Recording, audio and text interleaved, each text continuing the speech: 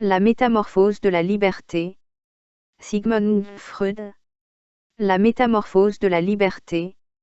Avec l'avènement de la puberté sont introduits les changements qui amènent la vie sexuelle infantile à sa conformation normale finale.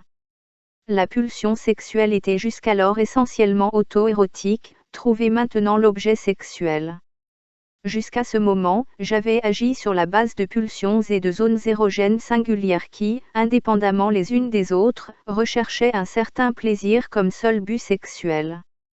Maintenant, on lui donne un nouvel objectif sexuel. Pour y parvenir, toutes les pulsions partielles coopèrent, tandis que les zones érogènes sont subordonnées au primat de la zone génitale. Le nouveau but sexuel assignant des fonctions très différentes aux deux sexes, leur développement sexuel est désormais largement séparé. Celle de l'homme est la plus consistante, et aussi la plus accessible à notre entendement, tandis que chez la femme il y a même une sorte d'involution. La normalité de la vie sexuelle n'est garantie que par l'exacte coïncidence des deux courants dirigés vers l'objet et le but sexuel, le tendre et le sensuel. La première d'entre elles rassemble en elle ce qui reste de l'épanouissement précoce de la sexualité 3. C'est comme le forage d'un tunnel par les deux bouts. Le nouveau but sexuel consiste pour le mâle dans la décharge des produits génétiques. Elle n'est en rien étrangère à la précédente, à l'accomplissement du plaisir, c'est plutôt à cet acte final du processus sexuel qu'est attaché le maximum de plaisir. La pulsion sexuelle est désormais mise au service de la fonction de reproduction, il devient, pour ainsi dire, altruiste. Pour que cette transmutation soit réussie, il est nécessaire d'avoir les dispositions originelles et toutes les particularités des pulsions. Comme dans tous les autres cas où de nouvelles liaisons et de nouvelles compositions dans des mécanismes complexes doivent se produire dans l'organisme, ici aussi des perturbations pathologiques peuvent survenir par l'interruption de ces réarrangements. Toutes les perturbations pathologiques de la vie sexuelle doivent à juste titre être considérées comme des inhibitions du développement. La primauté des aires génitales est le plaisir préalable. Nous voyons très clairement le point de départ et le but final du cours de développement que nous venons de décrire. Les transitions médiatrices nous sont encore obscures à bien des égards, il faudra y laisser subsister plus d'une énigme.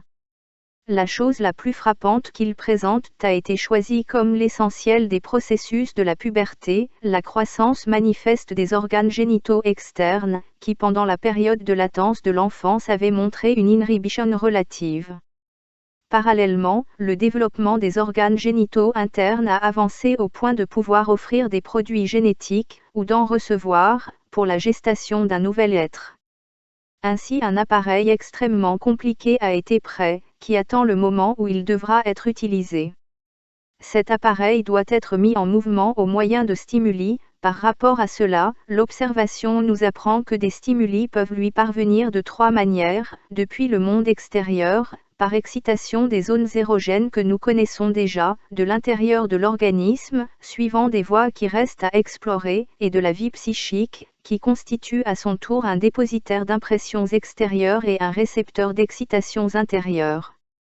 La même chose est provoquée par les trois voies, un état qui se définit comme excitation sexuelle et se révèle par deux sortes de signes, psychiques et somatiques.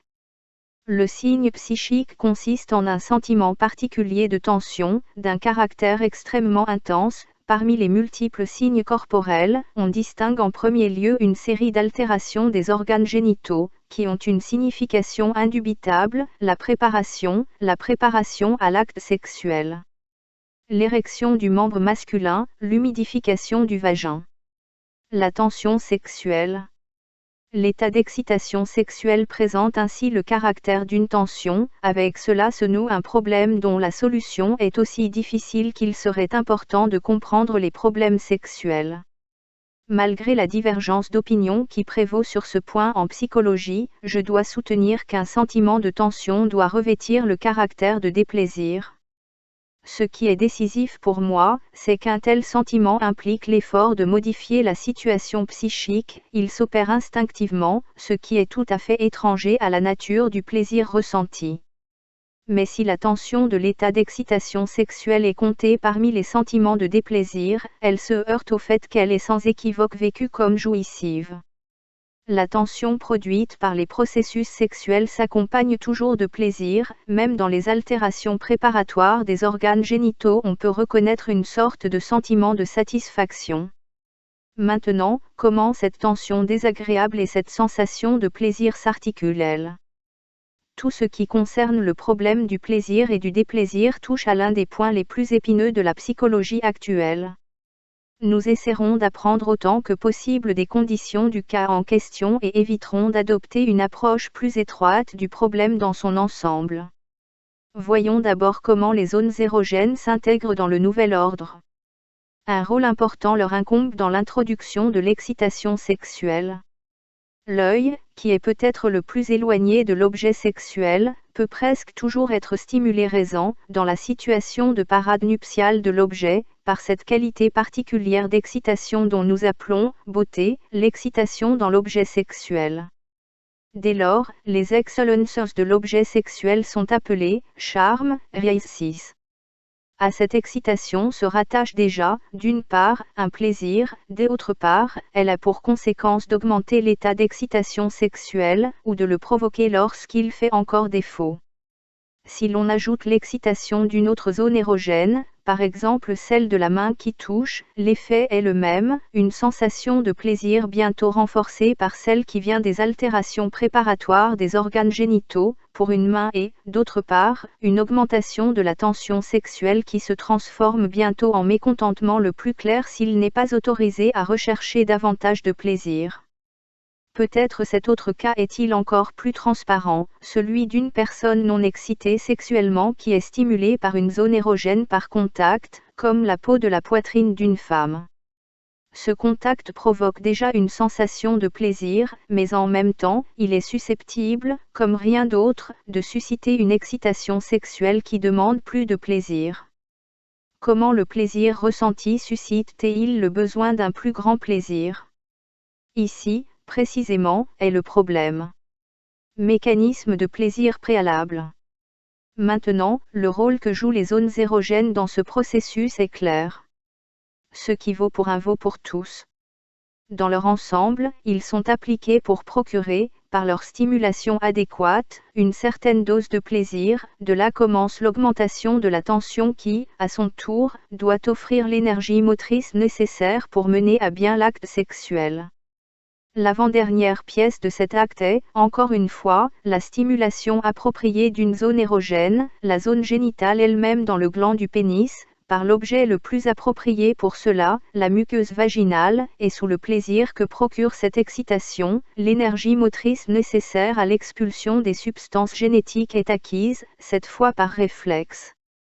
Ce dernier plaisir est maximal par son intensité, et différent des précédents par son mécanisme. Il est entièrement causé par la décharge, est entièrement un plaisir satisfaisant et, avec lui, la tension de la libido est temporairement soulagée. Il ne paraît pas injustifié de fixer par un nom cette différence de nature entre le plaisir causé par l'excitation des zones érogènes et celui produit par la vidange des substances sexuelles. Le premier peut commodément être désigné comme plaisir préliminaire, par opposition au plaisir final ou au plaisir de satisfaction de l'activité sexuelle. Le plaisir antérieur est donc la même chose que la pulsion sexuelle infantile pouvait déjà offrir, bien qu'à une échelle réduite, le plaisir final est nouveau, et dépend donc probablement de conditions qui ne s'installent qu'à la puberté. La formule de la nouvelle fonction des zones érogènes serait, elles servent à rendre possible, à travers le plaisir antérieur qu'elles acquièrent comme dans l'enfance, la production du plaisir d'une plus grande satisfaction. J'ai pu récemment élucider un autre exemple, tiré d'un tout autre domaine d'événements mentaux, dans lequel un plus grand effet de plaisir est également obtenu en vertu d'une sensation moins agréable, agissant ainsi comme un bonus incitatif. C'était aussi l'occasion d'examiner de plus près la nature du plaisir. Danger du plaisir précédent. Or, le lien du plaisir antérieur avec la vie sexuelle infantile est crédité du rôle pathogène auquel il peut correspondre. Du mécanisme dans lequel le plaisir préliminaire est inclus découle évidemment un danger pour la réalisation du but sexuel normal. Ce danger survient lorsque, à un moment quelconque des processus sexuels préparatoires, le plaisir préliminaire s'avère trop grand et trop peu. sa contribution au stress. La force motrice fait alors défaut pour que le processus sexuel se poursuive, tout le chemin est raccourci et l'action préparatoire correspondante remplace le but sexuel normal. L'expérience nous apprend que ces dommages sont conditionnés par le fait que la zone érogène respective, ou la pulsion partielle correspondante, a déjà contribué au gain de plaisir dans une mesure inhabituelle dans l'enfance. Et si l'on ajoute des facteurs qui contribuent à la fixation, une compulsion réfractaire est facilement engendrée pour que ce plaisir antérieur particulier soit intégré dans une nouvelle intrigue plus tard dans la vie. Tel est en effet le mécanisme de bien des perversions, qui consiste en un retard dans les actes préparatoires du processus sexuel. La défaillance de la fonction du mécanisme sexuel due au plaisir antérieur est évitée, surtout lorsque, déjà dans l'enfance, la primauté des zones génitales est préfigurée d'une manière ou d'une autre. Les appareils pour cela semblent être vraiment présentes dans la seconde moitié de l'enfance, de 8 ans à la puberté. Dans ces années, les zones génitales se comportent déjà de manière similaire au moment de la maturité, elles deviennent le siège de sensations d'excitation et de troubles préparatoires lorsqu'un certain plaisir se fait sentir de la satisfaction d'autres zones érogènes, cet effet reste cependant sans but, c'est-à-dire qu'il ne contribue en rien à la poursuite du processus sexuel. Pour cette raison, déjà dans l'enfance, avec le plaisir de la satisfaction, une certaine tension sexuelle est engendrée, bien que moins constante et pas si vaste. Et maintenant nous comprenons pourquoi, en élucidant les sources de la sexualité, nous pourrions tout aussi bien dire que le processus respectif a provoqué la satisfaction sexuelle ou l'excitation sexuelle. Maintenant, nous remarquons que, dans notre mode cognitif, au début nous concevons exagérément grandes les différences entre la vie sexuelle infantile et mature, alors modifions ce qui précède. Les extériorisations infantiles de la sexualité marquent non seulement le sort des déviations de la vie sexuelle normale, mais aussi celui de sa conformation normale. Le problème de l'excitation sexuelle. Nous sommes restés complètement obscurs tant sur l'origine que sur la nature de la tension sexuelle qui, du fait de la satisfaction des zones érogènes, s'engendre en même temps que le plaisir. La conjecture la plus évidente, à savoir que cette tension résulte en quelque sorte du plaisir lui-même, n'est pas seulement elle-même hautement improbable, elle est invalidée par le fait que le plaisir maximum, celui lié à l'expulsion des produits génétiques, ne produit aucune tension, au contraire, il enlève toute tension. Par conséquent, le plaisir et la tension sexuelle ne peuvent être liés qu'indirectement. Rôle des substances sexuelles.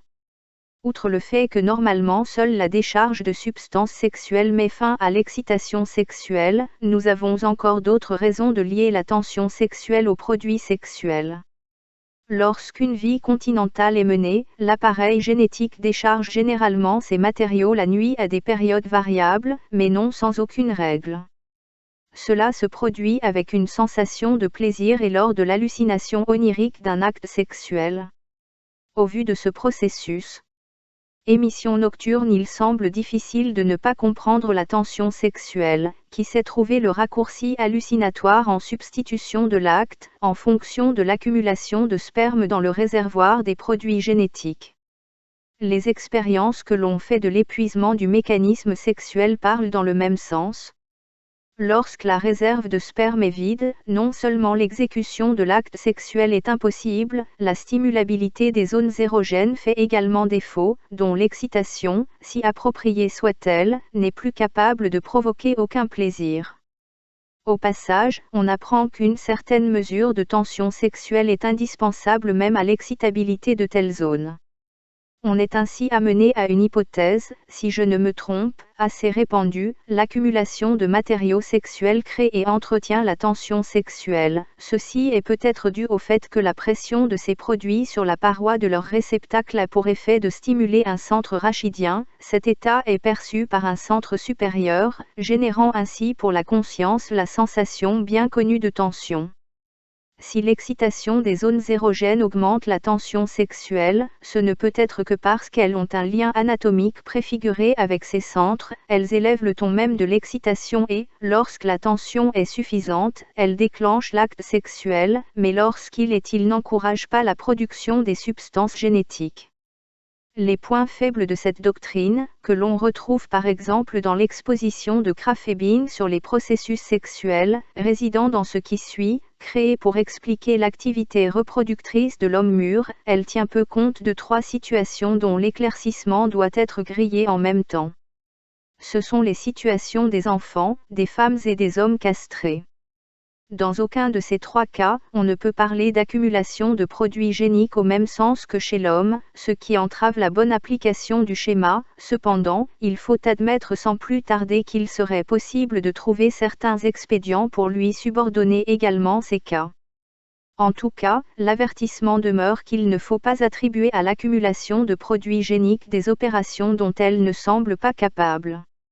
Appréciation des parties sexuelles internes. Les observations de mâles castrés semblent corroborer le fait que l'excitation sexuelle est, à un degré remarquable, indépendante de la production de substances génétiques. Bien que la règle soit que l'opération altère votre libido, et c'est la raison pour laquelle elle a été effectuée, parfois cela ne se produit pas. D'un autre côté, on sait depuis longtemps que les maladies qui ont anéanti la production de cellules reproductrices mâles ont laissé intacte la libido et la puissance de l'individu désormais stérile. Pour cette raison, ce n'est pas aussi surprenant que Rieger 1900 suppose que la perte des glandes reproductrices mâles à maturité peut ne pas avoir une influence majeure sur le comportement mental de l'individu. Il est vrai que la castration pratiquée à un âge précoce, avant la puberté, se rapproche dans son effet du but de supprimer les caractères sexuels, mais dans un tel cas, en plus de la perte des glandes reproductrices elles-mêmes, il se pourrait aussi que l'inhibition du développement d'autres facteurs associés à cette perte soit entrée en compte. Théorie chimique. Les expériences faites avec l'extirpation des glandes reproductrices, testicules et ovaires, chez les animaux, et l'implantation alternative de tels organes chez les vertébrés, ont enfin jeté une lumière partielle sur l'origine de l'excitation sexuelle et l'ont repoussée à un plan encore plus secondaire. L'expérience, Steinach, de la mue d'un mâle en femelle et, inversement, d'une femelle en mâle, est devenue possible, au cours de laquelle le comportement psychosexuel du animal, il varie en fonction et avec les caractéristiques somatiques de la reproduction. Or, cette influence déterminante dans la chose sexuelle ne doit pas être attribuée à la contribution des glandes reproductrices qui produisent les cellules spécifiques, spermatozoïdes et ovules, mais à leurs tissus interstitiels. Pour cette raison, les auteurs les ont distinguées sous le nom de glandes pubertaires. Il est fort possible que des recherches ultérieures révèlent que les glandes pubertaires sont normalement de disposition androgyne, ce qui donnerait un fondement anatomique à la doctrine de la bisexualité. Les animaux supérieurs. Et bien sûr, il est probable qu'il ne soit pas le seul organe impliqué dans l'excitation et les caractéristiques sexuelles. Quoi qu'il en soit, cette nouvelle découverte biologique ajoute à ce que nous avons déjà appris sur le rôle de la thyroïde dans la sexualité. On est autorisé à penser que certaines substances chimiques sont produites dans le secteur interstitiel des glandes reproductrices qui, captées par le flux sanguin, chargent de tension sexuelle certains secteurs du système nerveux central. Dans le cas de substances vénéneuses introduites dans l'organisme depuis l'extérieur, on connaît déjà une telle transposition d'un stimulus toxique dans un stimulus d'organe particulier. En ce qui concerne la manière dont l'excitation sexuelle est générée par la stimulation des zones érogènes, après avoir chargé l'appareil central, et les combinaisons entre les effets de stimuli purement toxiques et physiologiques, qui sont produits à la suite de ces processus sexuels, de tels problèmes ne peuvent être traités par hypothèse et ce n'est pas le lieu de les traiter. Il nous suffit d'établir, comme l'essentiel de cette conception des processus sexuels, l'hypothèse qu'il existe des substances particulières qui proviennent du métabolisme sexuel. 12 En effet, cette thèse, apparemment arbitraire, est étayée par une intuition peu prise en mais digne de la plus grande attention. Les névroses qui remontent aux troubles de la vie sexuelle présentent la plus grande ressemblance clinique avec les phénomènes d'intoxication et de sevrage consécutifs à la consommation habituelle de substances toxiques procurant du plaisir, alcaloïdes. Dans sa forme actuelle, le paragraphe entier jusqu'à ce point date de 1920. Dans la première, 1905, et les deux éditions suivantes, ce qui suit est apparu à sa place. La vérité est que nous ne pouvons rien rapporter sur la nature de la sexualité. L'excitation, d'autant plus qu'on ne sait pas à quel organe la sexualité est liée, puisqu'on se rend compte qu'on a surestimé l'importance des glandes sexuelles. Après que des découvertes surprenantes nous aient montré le rôle important de la thyroïde dans la sexualité, nous sommes en droit de supposer que la connaissance des facteurs essentiels de cette dernière est encore une chose du futur. Quiconque éprouve le besoin de combler cette grande lacune de nos connaissances au moyen d'une hypothèse provisoire, peut former le tableau suivant, en s'appuyant sur les substances efficaces qui ont été découvertes dans la thyroïde, par une stimulation appropriée des zones érogènes, ainsi que dans d'autres situations dans lesquelles naît une coexcitation sexuelle, une substance disséminée dans tout l'organisme se décompose, et les produits de sa décomposition fournissent un stimulus spécifique aux organes de la reproduction ou au centre spinal qui leur est lié. On sait déjà, dans le cas d'autres substances toxiques introduites dans le corps comme quelque chose d'étranger, comme une transposition d'un stimulus toxique dans un stimulus d'organe particulier.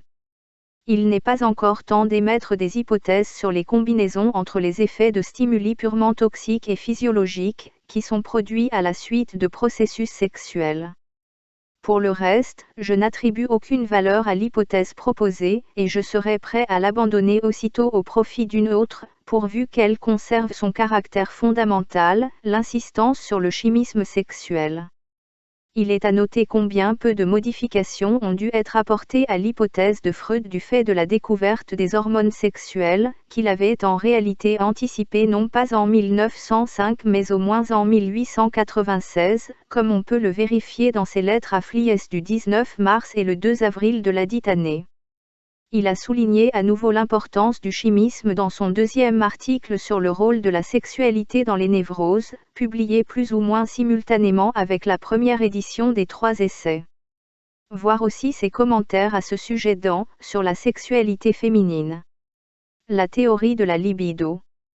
Les représentations auxiliaires que nous avons formées en vue de maîtriser les extériorisations psychiques de la vie sexuelle correspondent très bien aux conjectures précédentes sur les bases chimiques de l'excitation sexuelle. Nous avons établi le concept de libido comme une force susceptible de variation quantitative, qui pourrait mesurer les processus et les transformations dans le domaine de l'excitation sexuelle. Par rapport à son origine particulière, nous la différencions de l'énergie qui doit être supposée être la base des processus mentaux en général, et ainsi nous lui conférons également un caractère qualitatif. En séparant l'énergie libidinale des autres types d'énergie psychique, nous exprimons la prémisse que les processus sexuels de l'organisme diffèrent des processus de nutrition par une chimie particulière. L'analyse des perversions et des psychonévroses nous a permis de comprendre que cette excitation sexuelle n'est pas fournie uniquement par les parties dites reproductrices, mais par tous les organes du corps. Nous arrivons ainsi à la représentation d'un quantum de libido dont nous appelons la subrogation psychique, la libido du moi, sa production, son accroissement ou sa diminution, sa distribution et son déplacement, sont destinés à nous offrir la possibilité d'expliquer les phénomènes psychosexuels observés. Or, cette libido du moi ne devient confortablement accessible à l'étude analytique que lorsqu'elle a trouvé un usage psychique dans l'investissement des objets sexuels, c'est-à-dire lorsqu'elle est devenue libido d'objet. On la voit se concentrer sur des objets, se fixer sur eux ou les abandonner, passer de l'une à l'autre et, de ces positions, guider l'activité sexuelle de l'individu, ce qui conduit à la satisfaction, c'est-à-dire à l'extinction partielle et temporaire de la libido. La psychanalyse des névroses dites de transfert, hystérie et névrose obsessionnelle, nous en donne une certaine vision. De plus, nous pouvons savoir, en ce qui concerne les destinations de la libido d'objets, qu'elle se retire des objets, reste fluctuante dans des états de tension particuliers et, finalement, est recueillie dans le moi, après quoi elle devient nouvelle pour la libido iwaka. Cette dernière, par opposition à la libido d'objet, nous l'appelons aussi la libido narcissique. De la psychanalyse nous apercevons, comme par-dessus une barrière qu'il nous est interdit de franchir, l'intérieur de l'usine de la libido narcissique, c'est ainsi que nous formons une représentation sur la relation entre les deux. La libido narcissique ou libido du moi nous apparaît comme le grand réservoir d'où s'émettent les investissements objectaux et où ils se retirent à nouveau, et l'investissement libidinal narcissique du moi, comme état originel réalisé dans la petite enfance, qui n'est dissimulé que par les épanchements ultérieurs de la libido, mais qui se conserve en arrière-plan derrière eux. Une théorie de la libido dans le domaine des troubles névrotiques et psychotiques aurait pour tâche d'exprimer tous les phénomènes observés et les processus découverts en termes d'économie libidinale. Il est aisé d'en déduire que les destinations de la libido du moi ont à cet égard la plus grande importance, notamment lorsqu'il s'agit d'expliquer les troubles psychotiques les plus profonds.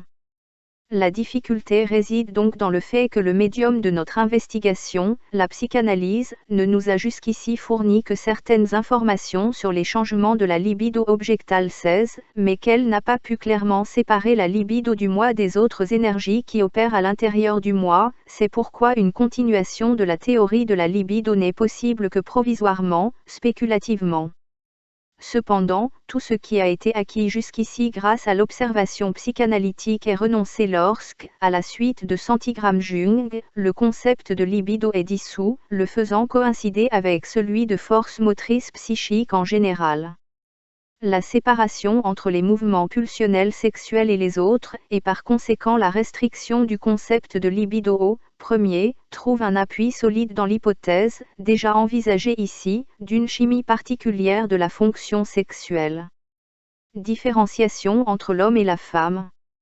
Comme on le sait, ce n'est qu'avec la puberté que s'établit la séparation nette entre le caractère masculin et féminin, une opposition qui influence plus tard le tissu vital des êtres humains de manière plus décisive que toute autre. Il est vrai que déjà dans l'enfance les dispositions masculines et féminines sont reconnaissables, le développement des inhibitions de la sexualité, honte, dégoût, compassion, se réalise chez la petite fille avant et avec moins de résistance que chez le garçon. En général, l'inclination à la répression sexuelle semble plus grande chez elle, chaque fois que des pulsions partielles de sexualité sont clairement insinuées, elles adoptent de préférence la forme passive. Mais l'activation auto-érotique des zones érogènes est la même chez les deux sexes, et cette similitude exclut dans l'enfance la possibilité d'une différence entre les sexes du type qui se développe après la puberté. En ce qui concerne les manifestations sexuelles auto-érotiques et masturbatoires, cette thèse pourrait être formulée, la sexualité de la petite fille a un caractère entièrement masculin. Plus encore, si nous savions donner un contenu plus précis aux notions de masculin et féminin, on pourrait aussi défendre l'affirmation selon laquelle la libido est régulièrement, et conformément à la loi, de nature masculine, qu'elle survienne chez un homme ou une femme, que son objet soit un homme ou une femme. Il est essentiel de préciser que les notions de masculin et de féminin, qui semblent si univoques à l'opinion courante, sont parmi les plus déroutantes en science et doivent être déclinées dans au moins 3 directions. Ils sont utilisés dans le sens d'activité et de passivité, ou dans le sens biologique, ou dans le sens sociologique. Le premier de ces 3 sens est l'essentiel, et celui qui s'applique presque toujours en psychanalyse. C'est pourquoi, dans le texte, la libido est définie comme active, puisque la pulsion l'est toujours, même dans les cas où un but passif a été fixé. Le deuxième sens, biologique, est celui qui admet la définition la plus claire. Ici, masculin et féminin sont caractérisés par la présence de sperme ou d'ovules, respectivement, et par les fonctions qui en découlent.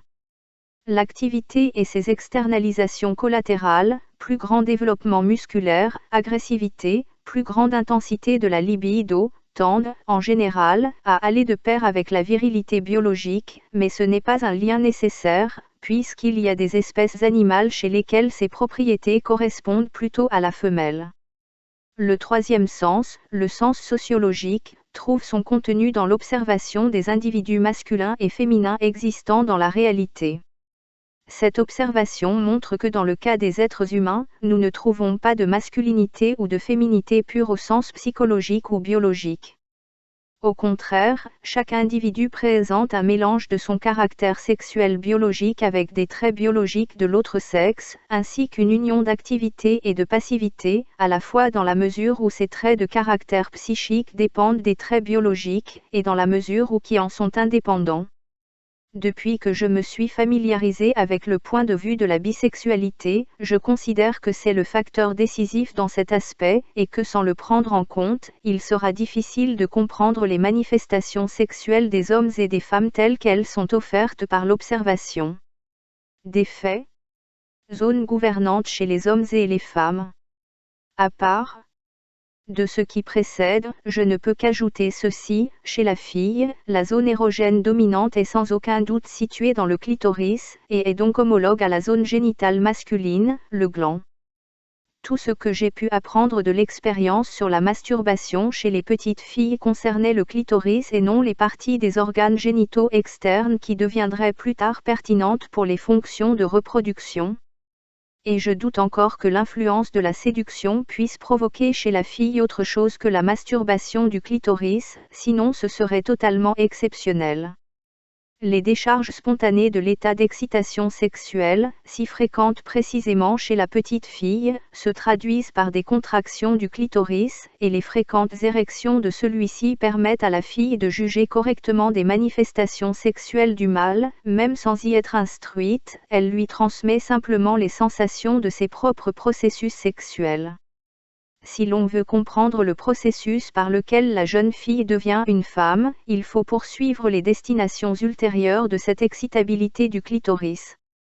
La puberté, qui entraîne chez l'homme ce grand élan de la libido, se caractérise chez la fille par une nouvelle vague de refoulement, qui affecte précisément la sexualité du clitoris. C'est un secteur de la vie sexuelle masculine qui tombe donc sous le coup de la répression. Le renforcement des inhibitions sexuelles, créé par ce refoulement qui s'abat sur la femme à la puberté, stimule alors la libido de l'homme, qui est contraint d'intensifier ses opérations, et avec la hauteur de sa libido augmente sa surestimation sexuelle, qui dans sa pleine mesure n'est valable que pour la femme qui refuse, qui nie sa sexualité. Et plus tard, lorsque l'acte sexuel est enfin autorisé, le clitoris lui-même est excité, et le rôle de transmettre cette excitation aux parties féminines voisines lui incombe, tout comme un faisceau de brindilles résineuses peut être utilisé pour allumer une bûche en feu. Difficile. Il faut souvent un certain temps pour que ce transfert ait lieu. Pendant ce temps, la jeune femme est anesthésiée. Cette anesthésie peut être de longue durée lorsque la zone clitoridienne refuse de renoncer à son excitabilité, une activation intense dans l'enfance y prédispose. Comme on le sait, l'anesthésie des femmes n'est souvent qu'apparente, locale. Ils sont anesthésiants dans le vagin, mais en aucun cas inexcitables du clitoris ou même d'autres zones.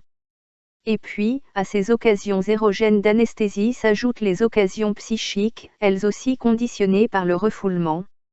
Chaque fois qu'elle parvient à transférer la stimulabilité érogène du clitoris vers le vagin, la femme change de zone régulatrice pour sa pratique sexuelle ultérieure. Au lieu de cela, l'homme le garde depuis l'enfance.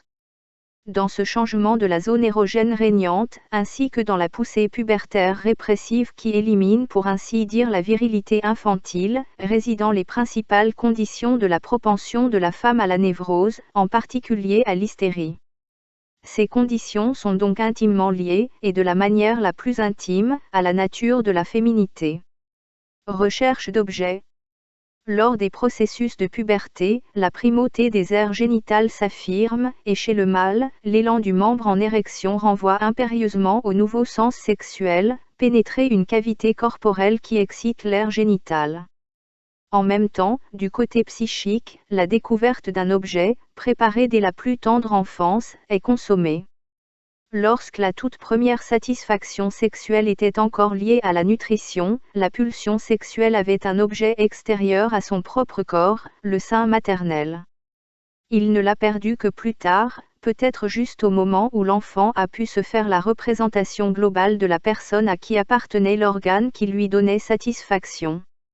Ensuite, la pulsion sexuelle devient régulièrement auto-érotique, et ce n'est qu'après la fin de la période de latence que la relation originelle se rétablit. Non sans de bonnes bases, le fait d'allaiter l'enfant du sein de sa mère devient paradigmatique de tous les liens amoureux. La découverte-rencontre d'un objet est proprement une re-rencontre. Objet sexuel de la période de lactation. Mais de ces relations sexuelles, les premières et les plus importantes de toutes, il reste, même après que l'activité sexuelle a été dissociée de la nutrition, une part considérable, qui aide à préparer le choix de l'objet et donc à restituer la béatitude. Tout au long de la période de latence, l'enfant apprend à aimer les autres qui remédient à son impuissance et répondent à ses besoins. Il le fait en suivant le modèle de ses liens infantiles avec la nourrice et en les poursuivant. Peut-être ne voulez-vous pas identifier à l'amour sexuel les sentiments de tendresse et d'appréciation que l'enfant suscite envers les personnes qui s'occupent de lui, mais je suis d'avis qu'une enquête psychologique plus précise établira cette identité hors de tout doute. La relation de l'enfant avec la personne qui s'occupe de lui est pour lui une source continue d'excitation sexuelle et de satisfaction des zones érogènes, et ce d'autant plus que cette personne, en général la mère, dirige les sentiments qui découlent de sa vie sexuelle, le caresse, l'embrasse et le berce, et le prend manifestement comme substitut d'un objet sexuel à part entière. La pulsion sexuelle de votre enfant et prépare son intensité ultérieure. Il juge son comportement comme un amour, pur, asexué, et évite même soigneusement d'apporter plus d'excitation aux parties génitales de l'enfant que celles indispensables aux soins du corps. Mais nous savons déjà que la pulsion sexuelle n'est pas seulement éveillée par l'excitation de la région génitale, ce que nous appelons tendresse exercera inévitablement son effet un jour aussi sur les régions génitales. Or, si la mère savait mieux la grande importance que les pulsions ont pour toute vie mentale, pour tout accomplissement éthique et psychique, elle s'épargnerait des reproches même après cette mise au point. Lorsqu'il apprend à l'enfant à aimer, il ne fait que remplir sa mission, c'est qu'il doit devenir un homme intègre, doué d'un besoin sexuel énergique, et consommer dans sa vie tout ce vers quoi la pulsion pousse les êtres humains. Sans doute, un excès de tendresse de la part des parents sera nocif, puisqu'il hâtera leur maturation sexuelle, et aussi. Cela gâtera l'enfant, le rendra incapable de renoncer temporairement à l'amour plus tard dans la vie, ou se contentera d'un degré moindre de celui-ci. L'un des meilleurs prédicteurs de la névrose ultérieure est que l'enfant est insatiable dans sa demande de tendresse de la part de ses parents, et, d'autre part, ce sont presque toujours des parents névropathiques qui sont enclins à montrer une tendresse excessive, et qui contribuent singulièrement par leurs soins à éveiller chez l'enfant la disposition à contracter une névrose. Pour le reste, cet exemple nous fait voir que les parents névrosés ont des voies plus directes que l'hérédité pour transmettre leurs troubles à leurs enfants. L'angoisse de l'enfant. Les enfants eux-mêmes se comportent très tôt comme si leur attachement à leur soignant était de la nature de l'amour sexuel. L'angoisse des enfants n'est à l'origine rien d'autre que l'expression de leur désir pour la personne qu'ils aiment, c'est pourquoi ils répondent à tout étranger avec angoisse, ils ont peur du noir parce qu'on ne peut pas y voir l'être aimé, et ils se laissent calmer s'ils peuvent leur tenir la main. L'effet de tous les épouvantails et de toutes les histoires horribles des nourrices est surestimé lorsqu'on leur reproche de produire cet état d'anxiété. Seuls les enfants qui ont tendance à l'état d'angoisse collectionnent de telles histoires, qui ne feront pas de mal aux autres, et seuls les enfants ayant une pulsion sexuelle hypertrophique ou développée prématurément, ou excités par des soins excessifs, ont tendance à l'état d'angoisse. En cela l'enfant se comporte comme l'adulte, dès qu'il ne peut satisfaire sa libido, il la change en angoisse, et inversement, l'adulte, devenu névrosé à cause d'une libido insatisfaite, se comporte dans son angoisse comme un enfant, il commencera à avoir peur dès qu'il sera seul, c'est-à-dire sans personne dont il aime croire en être sûr, et de vouloir apaiser son angoisse par les mesures les plus puériles. La barrière à l'inceste lorsque la tendresse que les parents manifestent à l'enfant a évité d'éveiller prématurément la pulsion sexuelle, c'est-à-dire avant que les conditions corporelles typiques de la puberté soient données, et de l'éveiller avec une telle force que l'excitation psychique est ouvrir la voie sans équivoque au système génital, que la pulsion peut remplir sa mission, conduire cet enfant, arrivé à maturité, au choix de l'objet sexuel. Certes, la chose la plus immédiate pour l'enfant serait de choisir comme objet sexuel précisément les personnes qu'il a aimées depuis l'enfance, pour ainsi dire, avec une libido affaiblie. Gagner le temps d'ériger, avec d'autres inhibitions sexuelles, la barrière de l'inceste, et d'y implanter les préceptes moraux qui excluent expressément du choix de l'objet, en raison de leur qualité de consanguin, les personnes aimées depuis l'enfance. Avant tout une exigence culturelle de la société, elle doit empêcher la famille d'absorber les intérêts dont elle a besoin pour constituer des unités sociales supérieures, et pour cette raison chez tous les individus, mais surtout chez les garçons adolescents, elle s'empare de toutes les ressources pour desserrer les liens qu'ils entretiennent avec leur famille, les seuls décisifs dans l'enfance. Chambre où il l'avait enfermé dans le noir, ma tante, parle-moi, j'ai peur car il fait très sombre. Et la tante qui lâche, qu'est-ce que tu gagnes à ça? De toute façon, tu ne peux pas me voir. À quoi le garçon a répondu, ce n'est pas grave, il y a plus de lumière quand quelqu'un parle. Par conséquent, il n'avait pas peur du noir si ce n'est qu'il lui manquait une personne chère, et il pouvait promettre de se calmer dès qu'il aurait reçu la preuve de sa présence.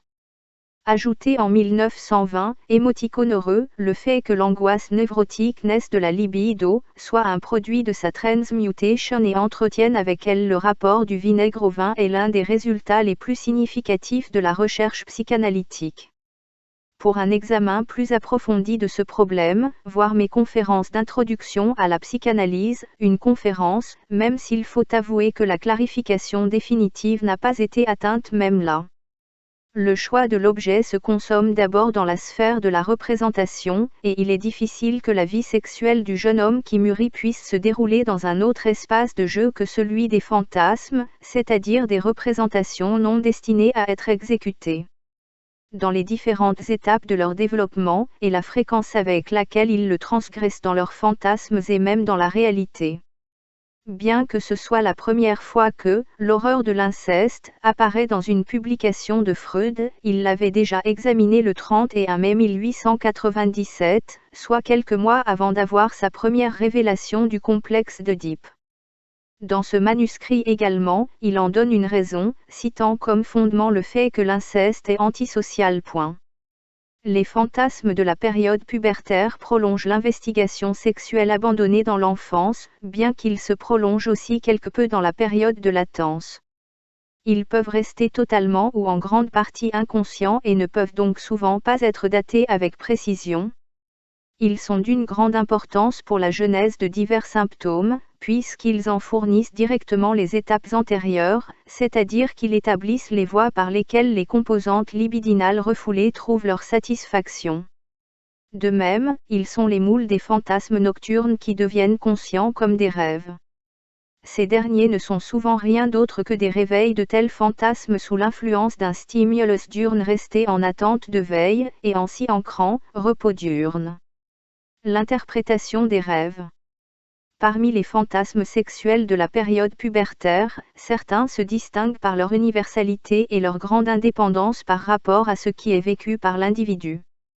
Ainsi, les fantasmes d'espionnage avec les oreilles, des rapports sexuels de ses parents, de séduction précoce par des proches, de menaces de castration, voire la discussion des fantasmes primordiaux, à 23, des conférences d'introduction à la psychanalyse, 1916 à 17, celles dont le contenu est la permanence dans le sein maternel et même les expériences qui s'y feraient, et le soi-disant roman de famille, dans lequel l'adolescent réagit à la différence entre son attitude actuelle envers ses parents et celle qu'il avait dans son enfance. À propos de ce dernier exemple, Otto Rank, 1909, a montré les liens étroits de ces fantasmes avec les mythes. Voir aussi le propre travail de Freud sur le roman familial des névrosés, 1909, et l'histoire de cas de l'homme au rat, 1909. On a dit avec raison que le complexe d'Oedipe est le complexe nucléaire des névroses, la pièce essentielle de leur contenu. En elle culmine la sexualité infantile qui, par ses conséquences, influence de manière décisive la sexualité adulte. À chaque être humain.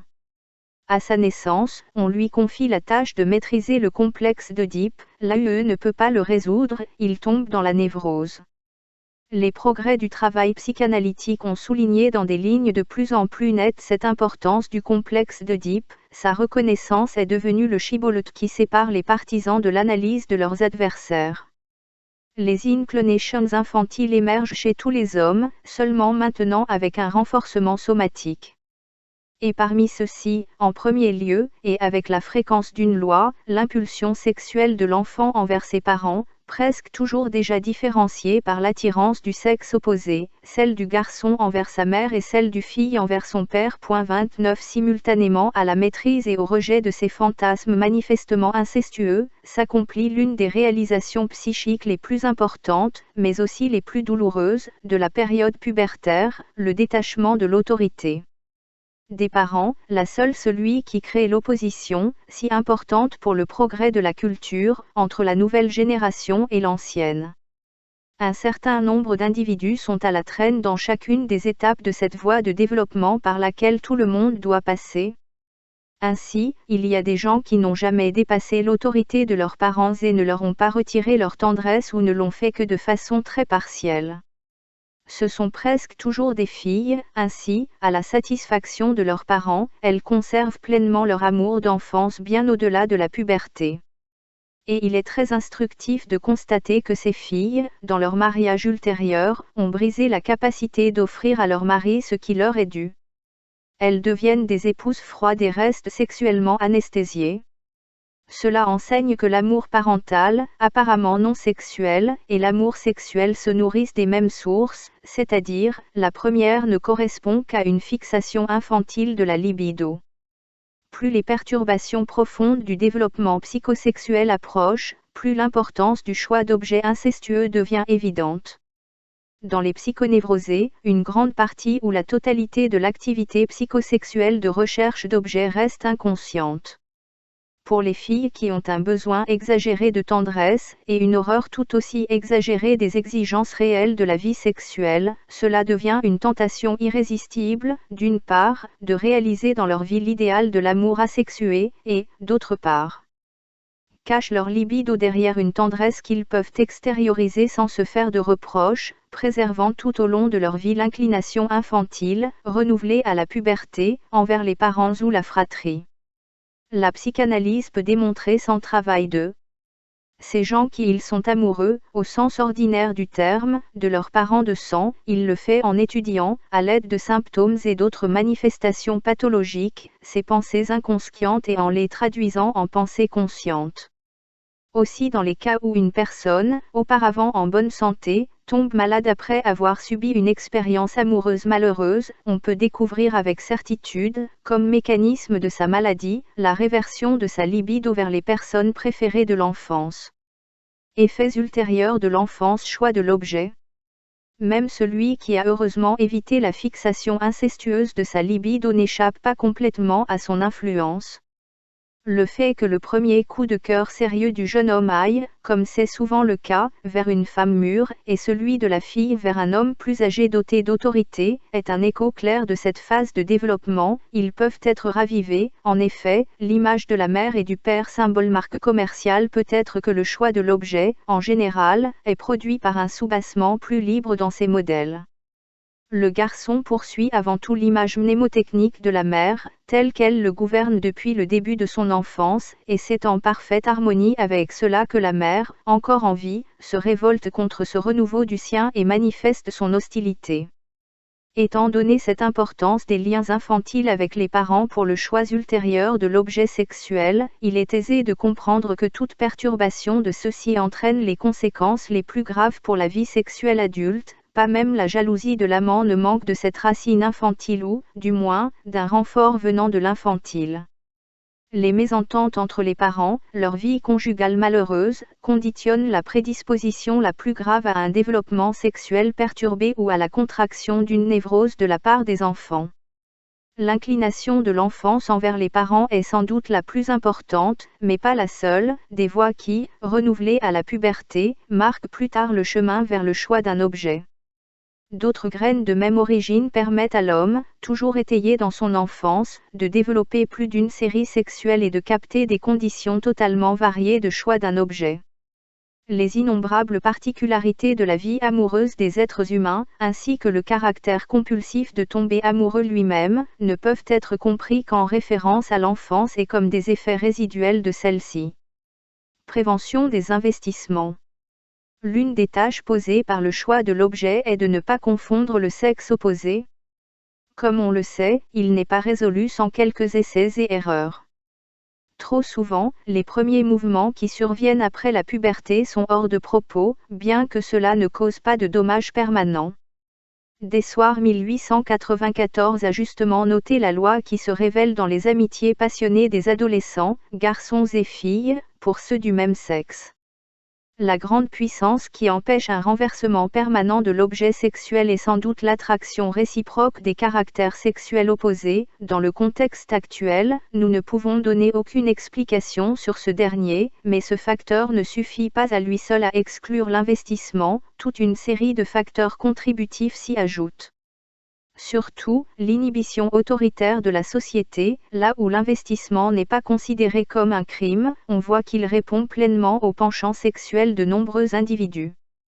De plus, dans le cas du mâle, on peut supposer que son souvenir d'enfance de la tendresse de sa mère et des autres personnes de sexe féminin dont il dépendait dans son enfance contribue fortement à orienter son choix vers les femmes 33. En même temps, l'intimidation sexuelle précoce qu'il a subie de la part de son père, et son attitude compétitive à son égard, le détournent de son propre sexe. Mais les deux facteurs sont également valables pour la fille, dont la pratique sexuelle est sous la protection particulière de la mère. Il en résulte un lien hostile avec le même sexe, qui a une influence déterminante pour que le choix d'objet se fasse dans le sens considéré comme normal. L'éducation des mâles par des personnes de sexe masculin, esclaves, dans le monde antique, semble favoriser l'homosexualité. La fréquence de l'investissement dans la noblesse aujourd'hui devient peut-être un peu plus compréhensible si l'on considère l'utilisation de serviteurs masculins, ainsi que le peu d'attention personnelle que les mères prodiguent à leurs enfants.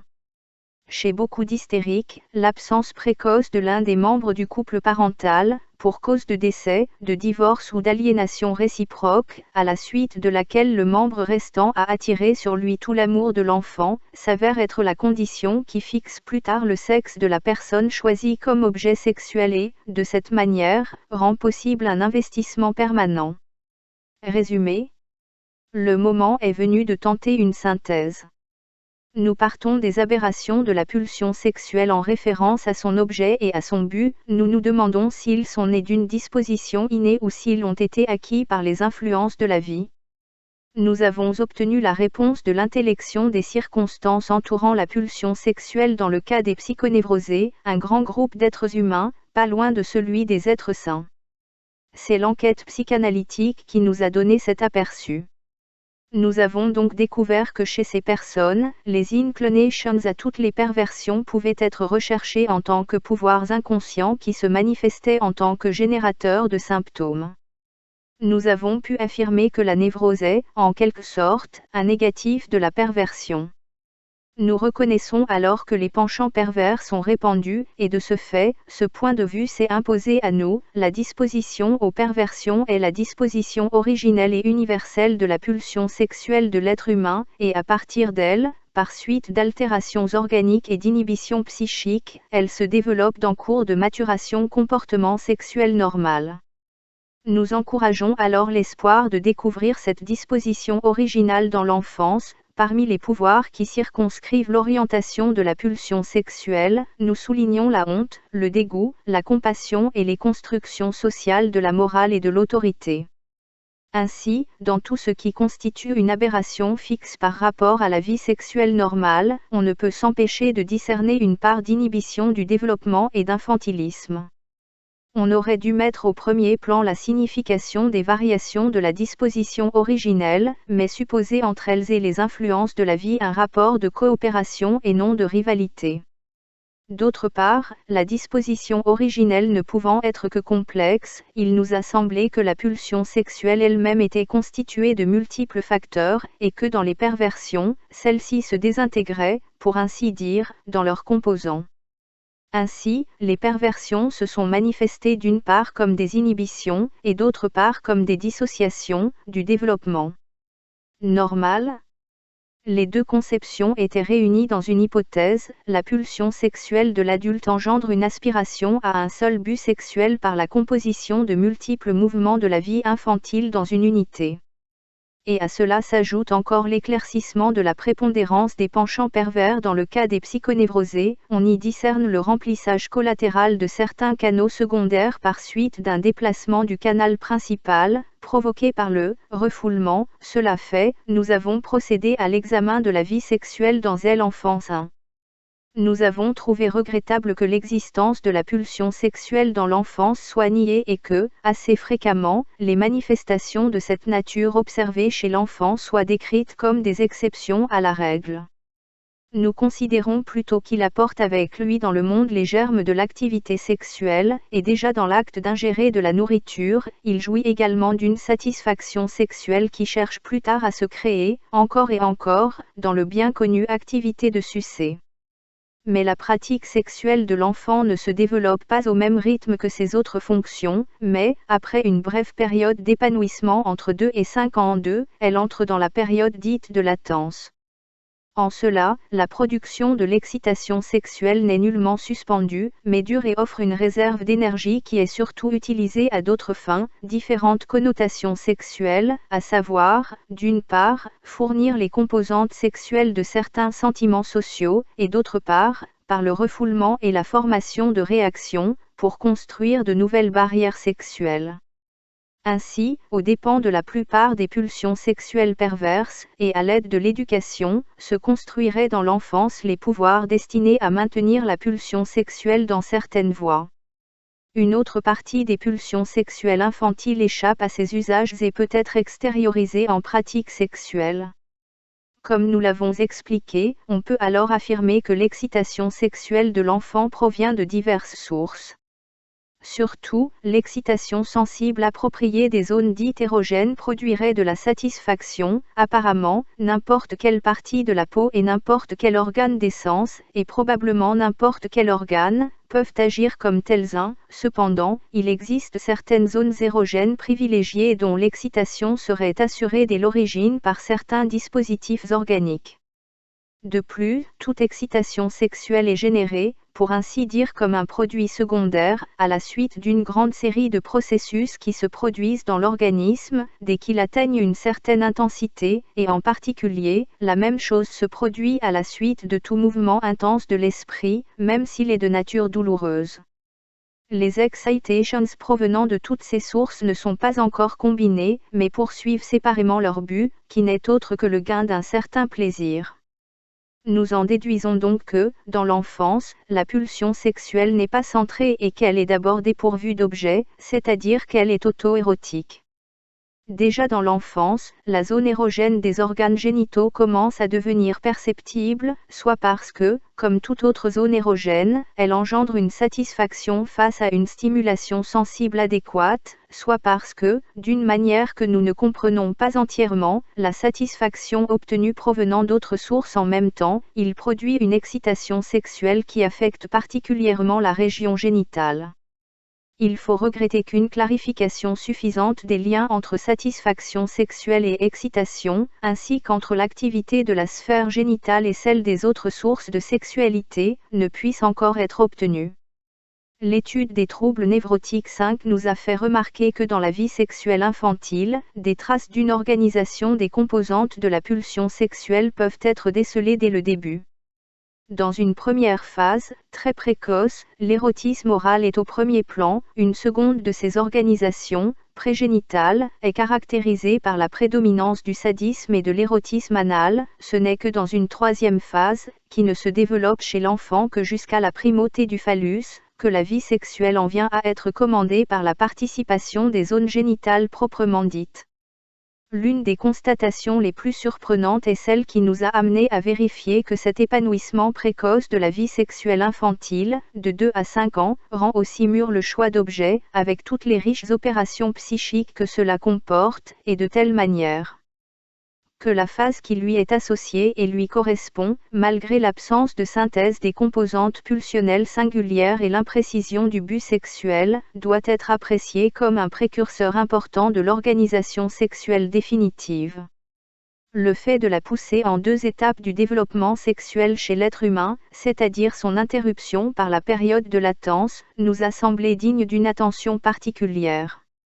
Ce fait semble contenir une des conditions de l'aptitude de l'homme au développement d'une culture supérieure, mais aussi de sa propension à la névrose.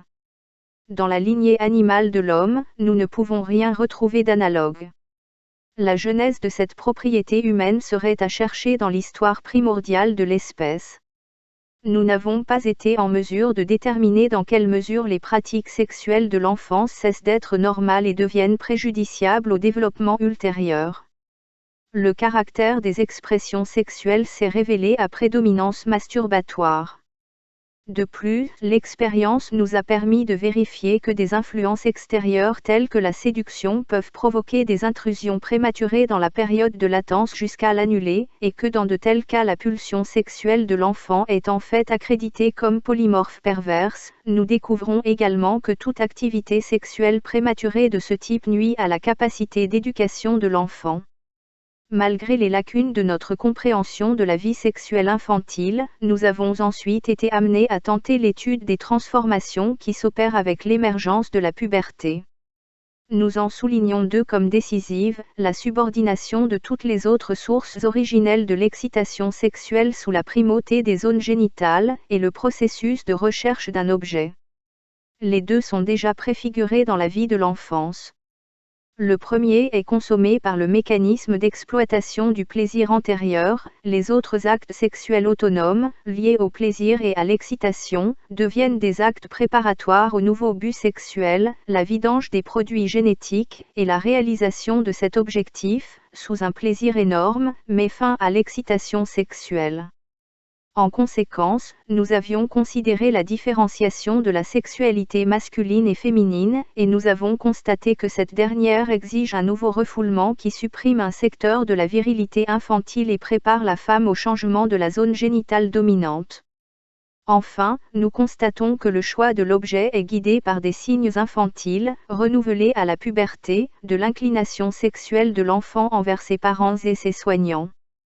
Prendre soin d'elles, et, détournées de ces personnes par la barrière de l'inceste dressée entre-temps, elles se tournent vers d'autres qui leur ressemblent. Ajoutons enfin que pendant la période de transition que constitue la puberté, les processus de développement somatique et psychique se déroulent un temps sans se toucher, jusqu'à ce qu'éclate une intense impulsion psychique d'amour qui, innervant les organes génitaux, produit la unité de la fonction d'amour qu'exige la normalité. Facteurs qui perturbent le développement. Comme nous l'élucidons dans divers exemples, chaque étape de ce long chemin de développement peut devenir un lieu de fixation, et chaque point d'articulation de cette synthèse compliquée, à l'occasion d'un processus dissociatif de la pulsion sexuelle. Donner un aperçu des différents facteurs, internes et externes, qui perturbent le développement et indiquer les endroits du mécanisme affectés par la perturbation qu'ils provoquent. Rappelons que les facteurs qui sont inclus dans une même série peuvent être de nature disparate valeur, et nous sommes prêts à rencontrer quelques difficultés dans l'appréciation de chacun d'eux séparément. Constitution et héritage. Tout d'abord, il convient de mentionner ici la différence innée de la constitution sexuelle. Il est probable que le poids principal retombe sur elle, mais, bien sûr, cela n'est discernible qu'à partir de ces expressions ultérieures, et même alors ce n'est pas avec une grande certitude. Nous l'imaginons comme la prédominance de telle ou telle des multiples sources d'excitation sexuelle, et nous supposons que cette différence entre les dispositions doit s'exprimer d'une certaine manière dans le résultat final, même si elle reste dans les limites de la normale. Certes, des variantes de l'arrangement original sont également concevables qui conduisent nécessairement, et sans autre aide, à la formation d'une vie sexuelle anormale. Tu peux les appeler dégénérative, est considérée comme l'expression d'un défaut héréditaire. À cet égard, je peux signaler un fait remarquable. Dans plus de la moitié des cas d'hystérie, de névrose obsessionnelle, etc., que j'ai eu sous traitement psychothérapeutique, j'ai pu prouver que le père avait souffert de syphilis avant le mariage, qu'elle ait consisté en tabèse ou en paralysie progressive, ou qu'elle ait pu être établie d'une autre manière par le biais de l'histoire. Je déclare expressément que les enfants névrosés plus tard n'ont montré aucun signe corporel de pulsions héréditaires, de sorte que précisément leur constitution sexuelle anormale doit être considérée comme la suite ultime de leur héritage léthique.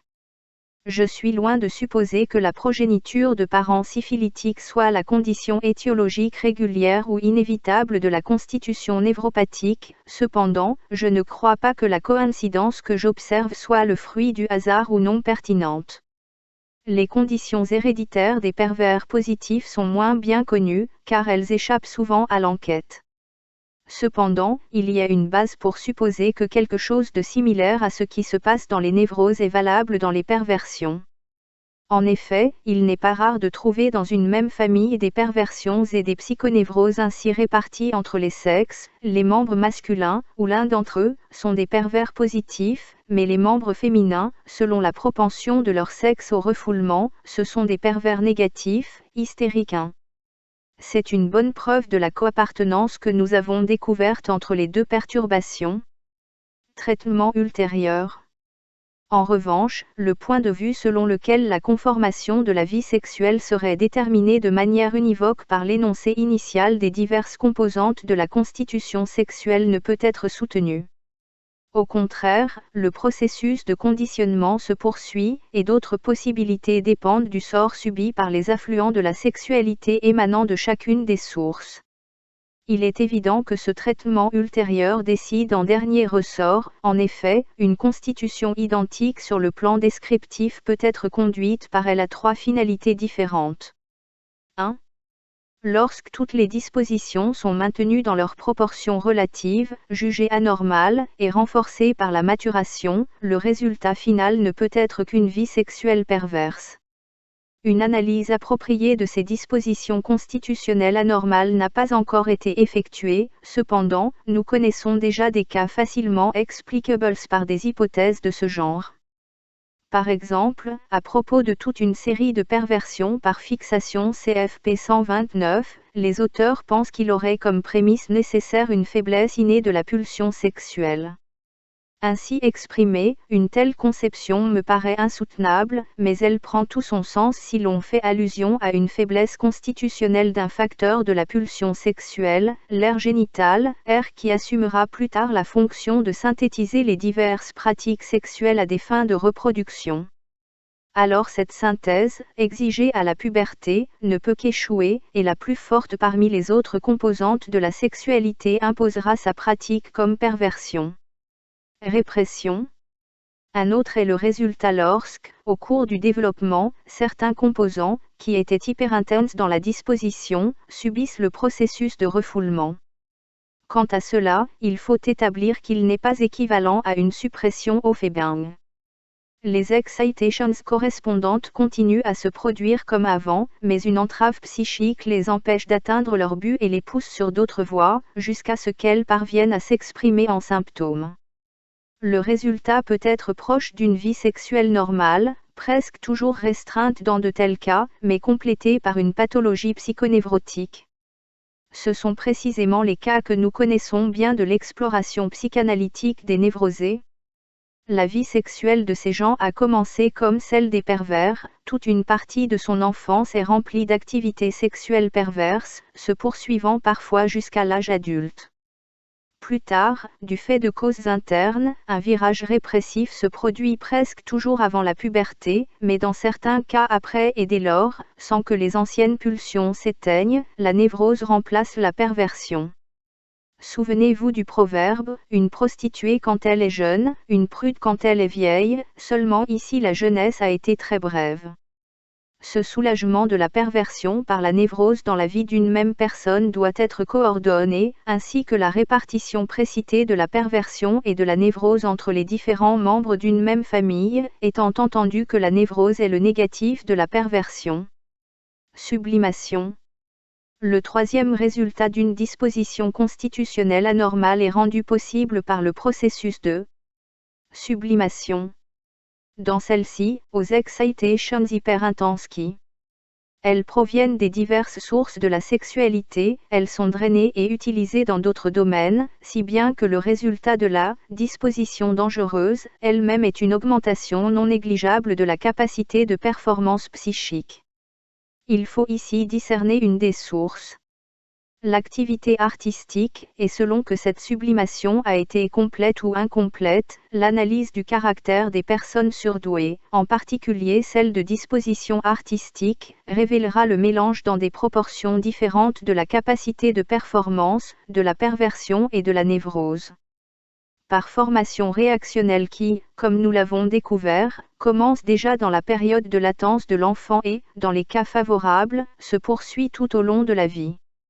L'excitation, et se compose de pulsions fixées dès l'enfance, d'autres acquises par sublimation et de constructions destinées à freiner certains mouvements pervers, reconnus comme inapplicables.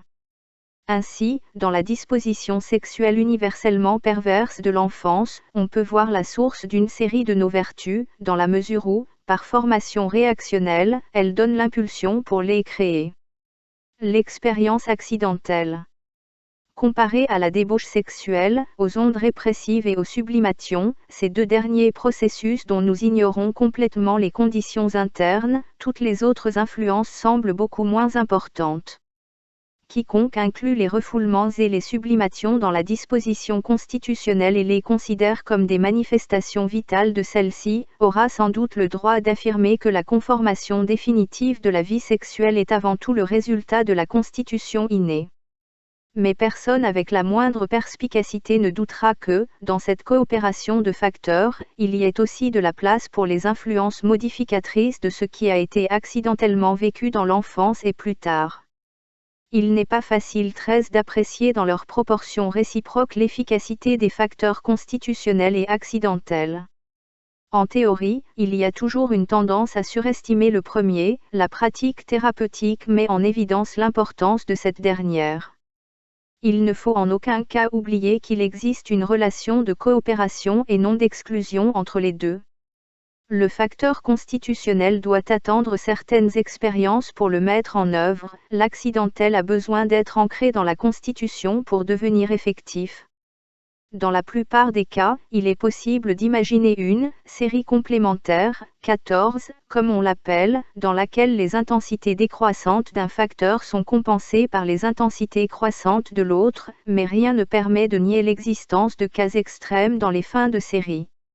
Ce qui est le plus cohérent avec la recherche psychanalytique est d'attribuer une position préférentielle parmi les facteurs accidentels aux expériences de la petite enfance.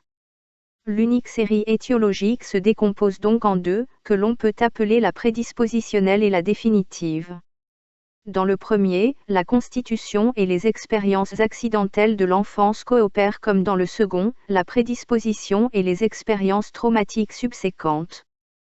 Tous les facteurs de détérioration du développement sexuel extériorisent leur effet de la manière suivante, ils provoquent une régression, un retour à un stade antérieur du développement.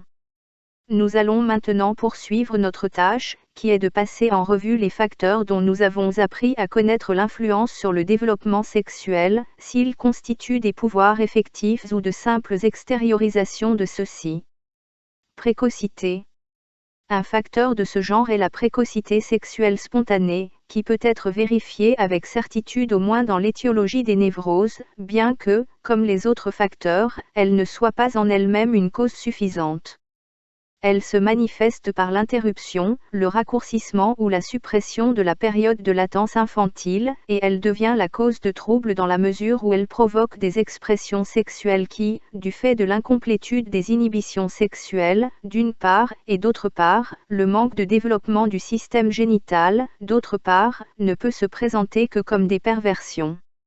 Or ces penchants à la perversion peuvent être conservés tels quels, ou devenir moteurs des symptômes névrotiques après refoulement. Dans tous les cas, la précocité sexuelle rend difficile le contrôle ultérieur souhaitable de la pulsion sexuelle par les instances psychiques supérieures, et accroît le caractère compulsif qu'exigent les subrogations psychiques de la pulsion.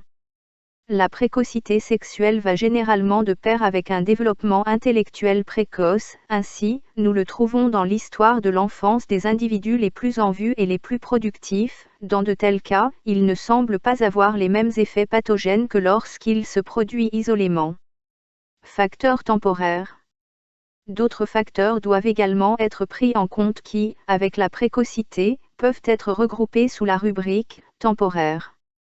La séquence d'activation des différents mouvements pulsionnels, et la période pendant laquelle ils peuvent s'extérioriser jusqu'à subir l'influence d'un autre mouvement pulsionnel qui vient d'émerger ou d'un refoulement typique, semblent phylogénétiquement établis.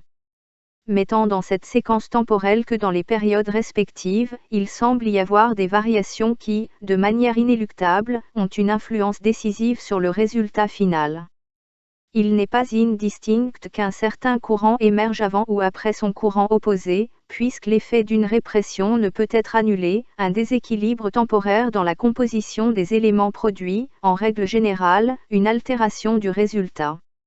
En revanche, les mouvements instinctifs qui émergent avec une intensité particulière ont souvent un parcours étonnamment court. Par exemple, le lien hétérosexuel de ceux qui deviendront plus tard des homosexuels manifeste.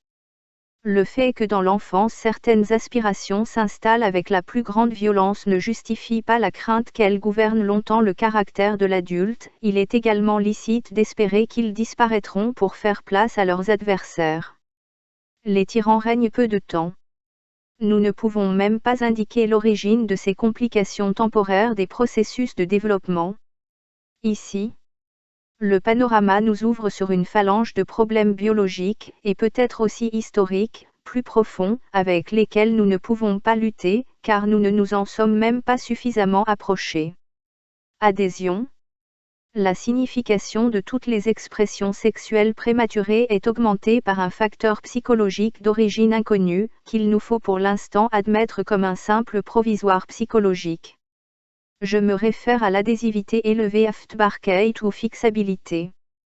Fixierbarkeit qu'il faut nécessairement supposer chez ceux qui deviendront névrosés plus tard, ainsi que chez les pervers, pour compléter la constellation des faits, puisque, chez d'autres personnes, des expressions sexuelles prématurées identiques ne s'impriment pas assez durablement pour provoquer leur répétition compulsive et prescrire les voies de la pulsion sexuelle pour la vie.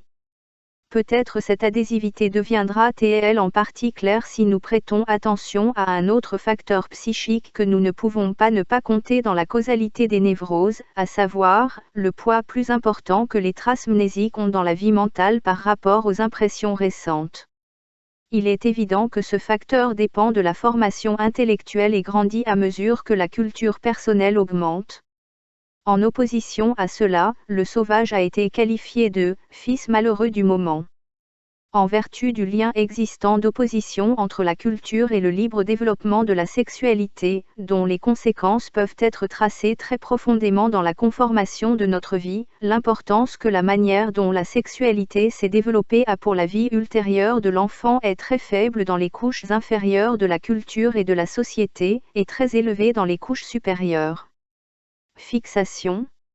Cependant, le terrain propice créé par les facteurs psychiques que nous venons d'évoquer est mis à profit par les incitations accidentellement éprouvées à la sexualité infantile. Ceux-ci, séduction par d'autres enfants ou par des adultes, surtout, fournissent le matériel qui, avec l'aide de ces facteurs, peut être fixé comme un trouble permanent. Une bonne partie des déviations par rapport à la vie sexuelle normale que l'on observe ensuite ont été établies dès le début, tant chez les névrosés que chez les pervers, par les impressions de la période infantile, supposée dépourvue de sexualité. Dans la causalité, la sollicitation antégencomène de la constitution, la précocité, la propriété d'adhésivité élevée et l'incitation contingente de la pulsion sexuelle par une influence étrangère coopèrent. Cependant, ces recherches sur les troubles de la vie sexuelle ont porté des fruits insatisfaisants. Cela est dû au fait que nous ne connaissons pas assez les processus biologiques dans lesquels l'essence de la sexualité consiste à former, à partir de nos aperçus isolés, une théorie suffisante pour comprendre à la fois le normal et le pathologique. Fin. La métamorphose de la liberté. Sigmund Freud.